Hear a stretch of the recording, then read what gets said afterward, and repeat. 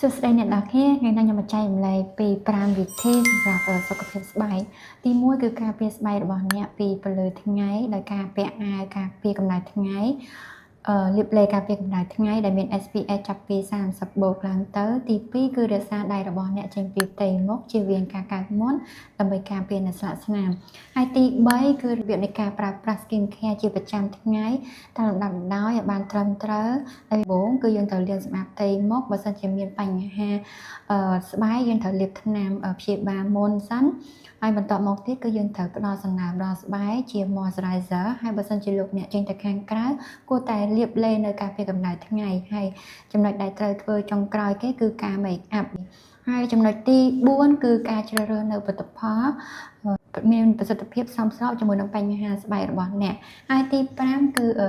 គួរតែពិនិត្យឲ្យបានទៀងទាត់ទៅលើស្បែករបស់អ្នកបើសិនជាមាន